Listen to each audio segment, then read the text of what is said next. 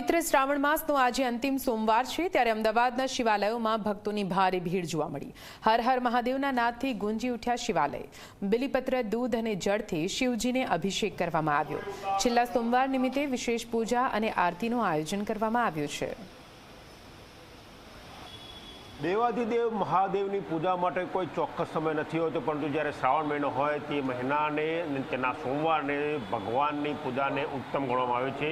આજે શ્રાવણ મહિનાનો છેલ્લો સોમવાર છે। તમે જોઈ શકો છો કે છેલ્લા સોમવારે શિવાલય શિવ ભક્તોથી ઉભરાઈ ચૂક્યું છે। ભગવાન શિવની, દેવાધિદેવ મહાદેવની, ભોળાનાથની બિલ્વપત્ર, દૂધ, દહીં જેવા અલગ અલગ તત્વોથી, અલગ અલગ દ્રવ્યોથી પૂજા કરવામાં આવી રહી છે। ભક્તો મોટી સંખ્યામાં ભગવાન શિવને બિલ્વપત્ર, જળ અને દૂધાભિષેક કરવા માટે કતારમાં ઉભા રહેલા જોવા મળે છે।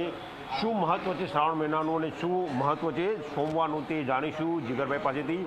જીગરભાઈ, દેવાધિદેવની પૂજા માટે કોઈ ચોક્કસ સમય ના હોય, પરંતુ તેમાં શ્રાવણ મહિનો ને હોય સોમવાર, કેમ? શ્રાવણ મહિનાના સોમવારનું એક વિશેષ મહત્વ શાસ્ત્રની અંદર બતાવવામાં આવેલું છે।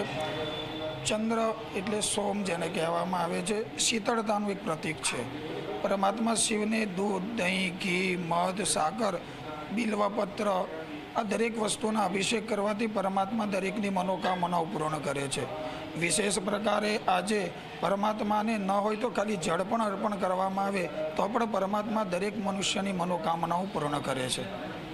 ઓમકારેશ્વર મહાદેવમાં આજે શું વિશેષ આયોજન? છેલ્લો સોમવાર છે આજે। છેલ્લા સોમવારના દિવસે ઓમકારેશ્વર મહાદેવની અંદર સાંજે 7:05 વાગ્યાથી મહાશૃંગારનું એક સુંદર આયોજન કરવામાં આવેલું છે। સાંજે 7:15 કલાકે મહાઆરતીનું પણ આયોજન કરવામાં આવેલ છે।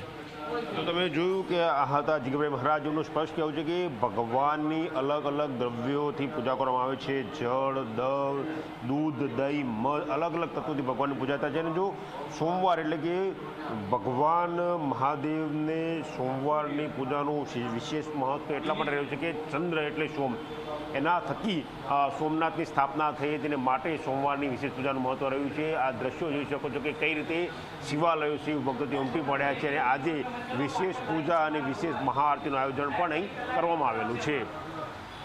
કેમેરા પર્સન એસપી શર્મા સાથે ગૌરવ પટેલ, ઝી મીડિયા, અમદાવાદ।